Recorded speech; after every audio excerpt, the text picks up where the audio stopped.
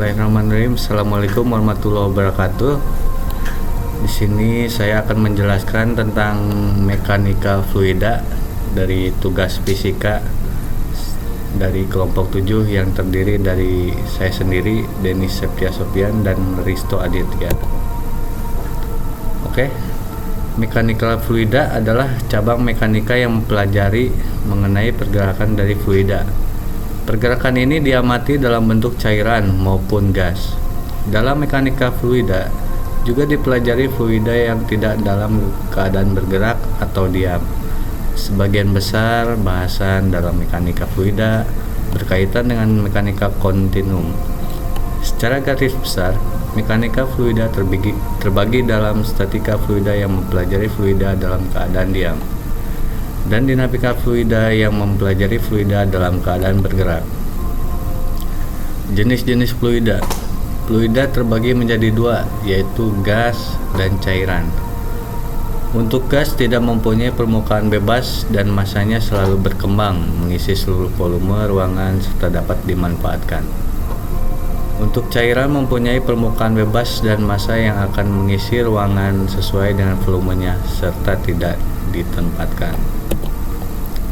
Massa jenis fluida statis adalah ukuran seberapa padat satu fluida. Ini mengacu pada seberapa besar massa dari suatu fluida tertentu yang terkandung dalam satu volume tertentu dari fluida tersebut. Massa jenis ini biasanya disimbolkan dengan huruf Yunani pi atau rho dalam diukur dalam 1 kg per meter kubik atau kg per meter kubik. Rumus massa jenisnya adalah rho sama dengan V per M. Di sini ada keterangannya, P rho massa jenisnya, M massa, V volume. Untuk tekanan fluida statis adalah besaran yang mengukur gaya yang diberikan oleh fluida pada suatu area tertentu. Tekanan dinyatakan dalam suatu satuan Pascal, P atau Newton per meter persegi, N per M kuadrat. Rumus tekanannya adalah P sama dengan F per A. Tekanan hidrostatis. Tekanan hidrostatis adalah tekanan yang diberikan oleh lapisan fluida yang ada di atas suatu titik dalam fluida. Tekanan hidrostatis bergantung pada kedalaman dalam fluida dan massa jenis fluida tersebut. Untuk rumusnya, rumus tekanan hidrostatis P sama dengan P kali G kali H. Viskositas fluida statis adalah besaran yang mengukur ketahanan suatu fluida terhadap pergerakan internal atau geseran. Fluida dengan viskositas tinggi akan mengalir lebih lambat daripada yang memiliki viskositas rendah. Viskositas biasa diukur dalam satuan Pascal per second, P A kali S atau noise P, poise. Viskositas kinematik V adalah perbandingan antara viskositas dinamik eta dengan massa jenis P. Rumus viskositasnya adalah V sama dengan eta per P.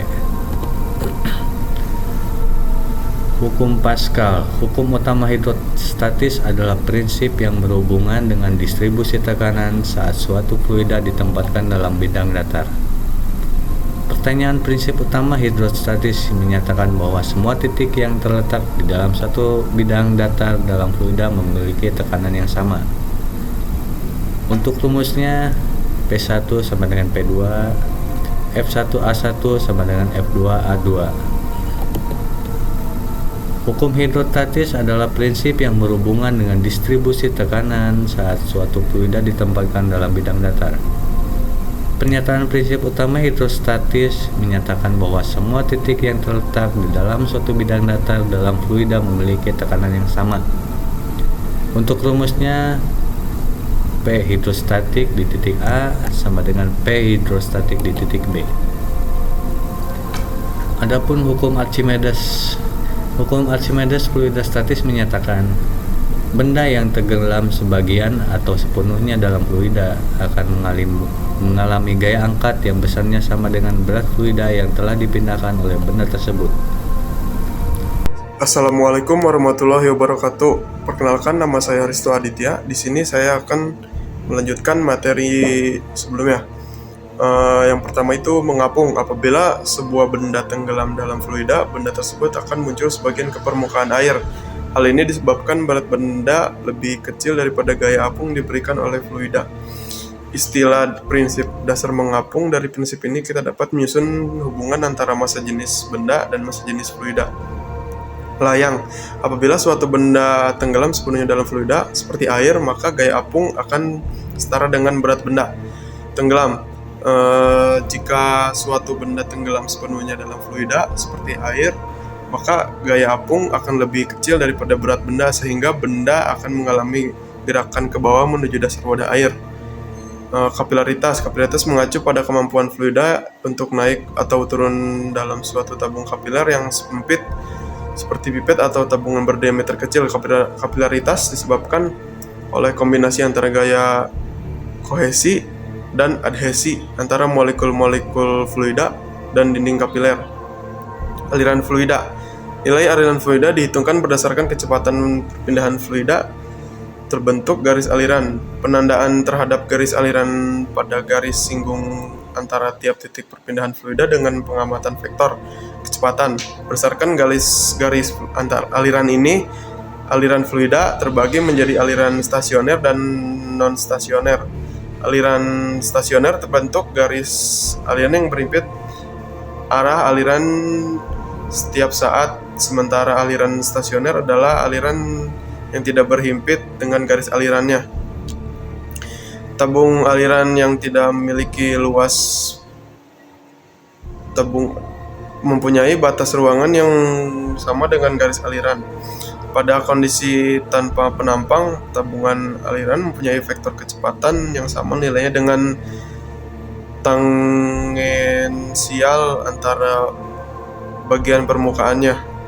Pada bagian dinding pepantas tidak terjadi perpindahan partikel karena tabung aliran ini tidak mempunyai komponen kecepatan yang normal. Kecepatan aliran fluida berbeda-beda pada penampang dan ditentukan berdasarkan jumlah tabung alirannya. Aliran fluida ini diamati dalam bentuk zat cair yang mengalir satuan sepanjang bagian pengaliran. Satuan yang digunakan untuk menetapkan nilai aliran dapat berupa volume, satuan berat atau satuan massa dari tiap unit. Pada zat cair yang tidak akan mengalami tekanan akibat keberadaan aliran stasioner, nilai kecepatan alirannya selalu konstan pada setiap bagian tabung alirannya. Aliran laminar. Aliran laminar merupakan aliran fluida yang terbentuk sebagai akibat dari tidak adanya gangguan pada pengaliran fluida ini tiap lapisan yang saling sejajar. Kondisi ini membuat garis aliran dari masing-masing aliran fluida tidak saling berpotongan. Karakteristik ini aliran laminar adalah tidak terbentuk pusaran setiap mau persalingan maupun bercampuran garis aliran. Setiap partikel di dalam fluida bergerak seranjang dengan arah garis aliran yang secara teratur. Aliran laminar dipelajari dalam dinamika fluida. Kondisi yang tidak memungkinkan terbentuknya antara laminar adalah fluida bergerak dengan kecepatan yang sangat lambat. Pembentukan aliran laminar juga dapat terjadi pada fluida yang memiliki tingkat kekentalan yang sangat tinggi. Difusi momentum pada aliran laminar sangat besar. Sebaliknya, momentum yang dihasilkan oleh aliran laminar bernilai sangat kecil. Nilai bilangan Reynolds-nya pada aliran ini sangat kurang dari 2000. Terus ada aliran transisi. Aliran transisi adalah aliran fluida yang terbentuk peralihan antara aliran laminar dan aliran turbulen.